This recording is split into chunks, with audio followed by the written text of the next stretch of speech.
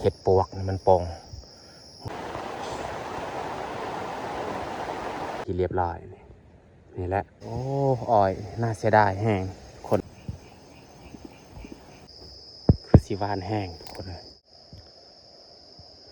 กล่าวทักทายสบายดี FC เบิร์ดสุขูสู่คนยินดีต้อนรับเข้าสู่ซองเบาโยกวันนี้คอยกาสีออกไปใส่กับดักตามแคมไฮของเฮาเพราะว่ามื้อนี้นี่คอยบ่ได้ไป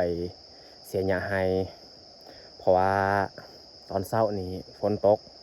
ก็เลยได้พักมื้อนี้และเดี๋ยวนี้ฝนนี่เช้าตกเฮาสิออกไปใส่กับดักนูโอเคแต่ทุกคนสามารถติดตามวิธีการใส่กับดักนูของเฮาในวันนี้เราจะขุดเอามันต้นจักหน่อยมาใส่เป็นเหยื่อนู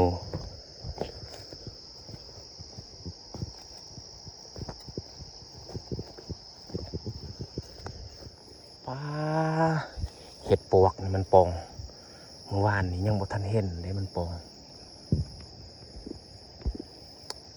มามื้อนี้แหละโอ้บางทีจักหน่อยเนี่ยเอาเมื่อเก็บเอาเมื่อบ้าน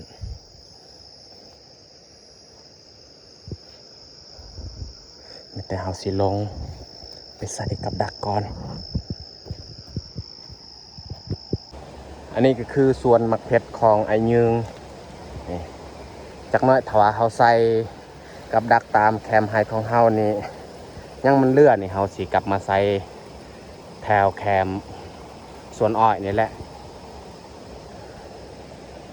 แถวนี้ก็น่าจะมีหนูอยู่แต่ว่าหนูนี่มันสลัดเด้เพราะว่าเขานี่เคยมาใส่คือกัน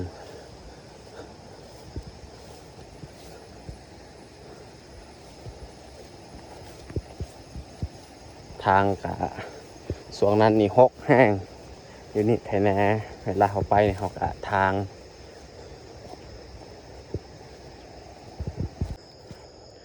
ป้าฝนตกหอดไทยเป็นทีเรียบร้อยเลย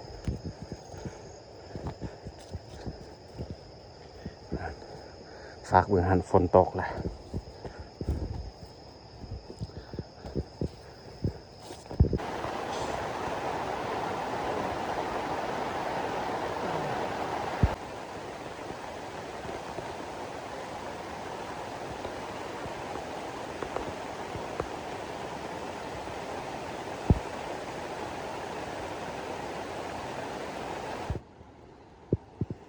ตอนนี้นี่ฝนกะเสาตกแล้วเขาจะเริ่มออกมาใส่ตามแคมไฮนี่แหละนี่เขาใส่ลังทำอิฐนี่อยู่นี่เลยแต่ว่าตอนเขาใส่นี่บ่ได้ถ่ายเพราะว่าไปแต่คนเดียวนี่นี่แหละมันยากบ่คือสวงกรมีน้องแยกเป็นมือกลองสบายเขาใส่เป็นที่เรียบร้อยนี่แหละแต่ว่าตอนเขาใส่นี่บ่ได้ถ่ายทุกคนก็น่าจะฮู้แล้วเขาไปคนเดียวอีกอย่างบ่มีค่ากล้องถ้ามีค่ากล้องนี่สบายอยู่เขาตั้งไว้เขายังลงลุ่มเลยเขาใส่ลังที่1แล้วบ่อนี้นี่ลังที่2อีกเขาใส่เขาขุดเรียบร้อยบ่อนที่เขาจะใส่กับดักเรียบร้อยแต่เขาสิไปอีกยังอีก10 ปลายลังรวมทั้งหมด17ลังก็ยังเหลือ15อีกสิยางลงลุ่มเลยตัวนี้แมนลังที่5แล้วเขาใส่ได้5ลังแล้วในแคมให้นี่เขาจะใส่ประมาณ10ลังหรือว่า12ลังส่วนที่เหลือแมนเขาจะเมื่อใส่ตามแคมส่วนอ้อยของไอ้ยึงตามแคมให้นี่แปนดีเด้เพราะว่าแบะส่วนนั้นนี่แบะเขาเลาะไปเลาะมาเลยตามแคมให้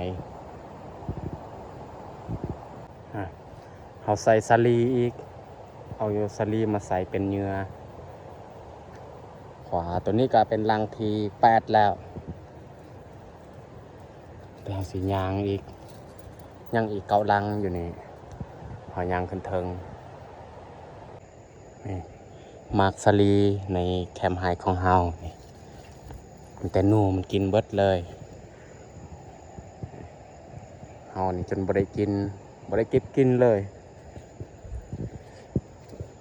เฮาสิลองใส่กับนี่แหละโอ้ว่ามันสิถึกหรือบ่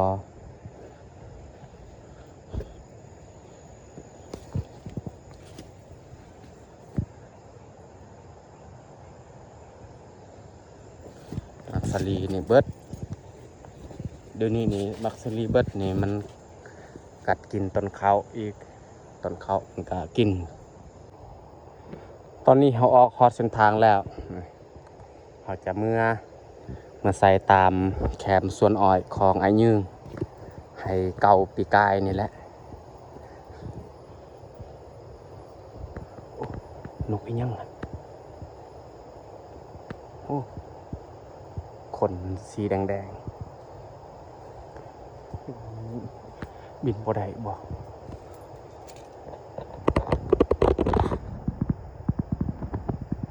เอ้ามันบิน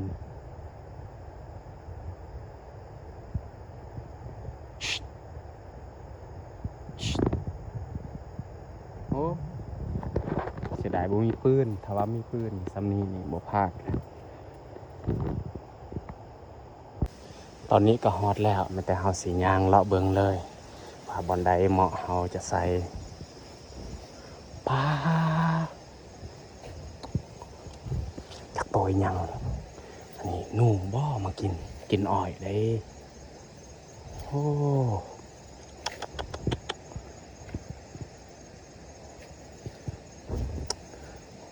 น่าจะแม่นเมื่อคืนนี้แหละมันมากินตัวนี้ว้าวตัวนี้ตอนนี้นี่เฮาใส่เรียบร้อยโอ้อ้อยน่าเสียดายแห้งคนเอ้ยเบิ่งนี่จนมันล้มไล่ล่ำแล้วได้มันล้มน่าจะแม่นดนแล้วมันมากิน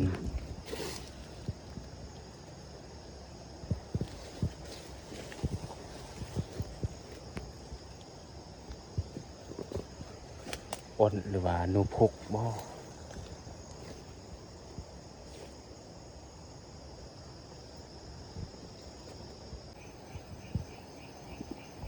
เทียงสำหรับ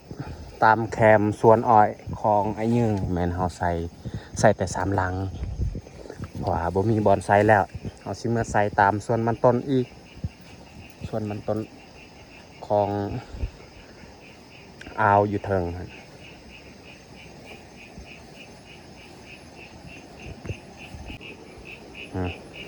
เขียดตะปาดห้องออก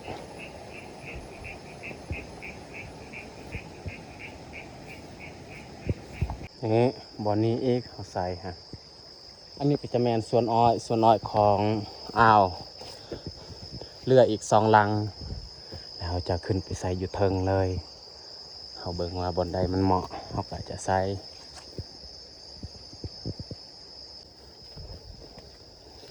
โอ้มากอีหยังนี่ว้าคือสีวานแห้งทุกคนเลยนี่มันคล้ายคือมาร์กสตรอเบอรี่เขาสิเก็บเอาเลยโอ้คัก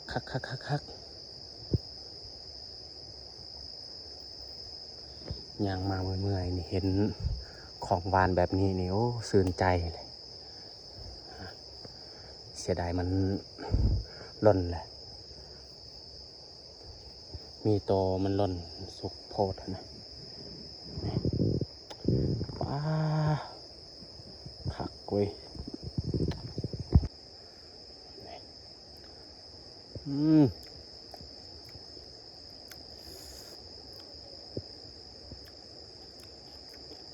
หวานคัก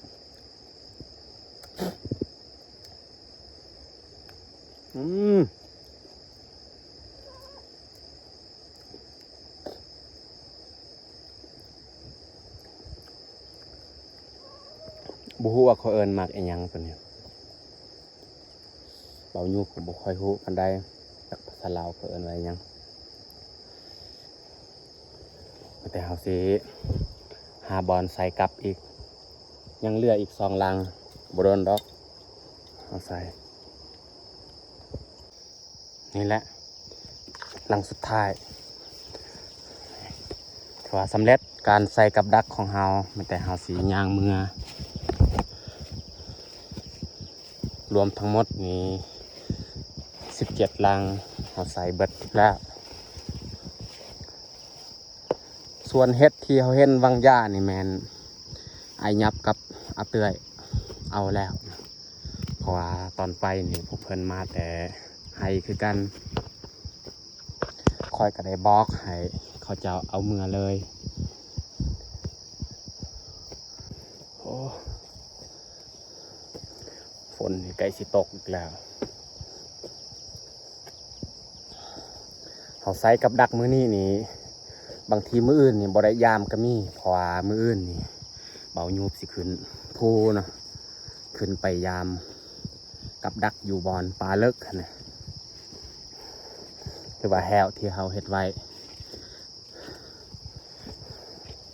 ก็เลยบ่ค่อยมีเวลาได้ลงไปยามบางทีก็มือฮื้อพุ่นแหละเพราะว่าเฮามาแต่ไปยามแฮวก็กว่าสิฮอดบ้านนี่ก็มันสิค่ำแล้วเฮาไปยามบ่ทันเอาสำหรับคลิปนี้ก็สิจบลงเพียงเท่านี้แหละต้องขอขอบอกขอบใจทุกท่านที่เข้ามาเบิ่งมาชมแต่ต้นจนจบแล้วก็อย่าลืมกดไลค์กดแชร์กดติดตามให้เบายูบเพื่อให้มีกำลังใจได้เฮ็ดคลิปต่อๆไปเอาขอขอบใจบายบายเจอกันในคลิปต่อไป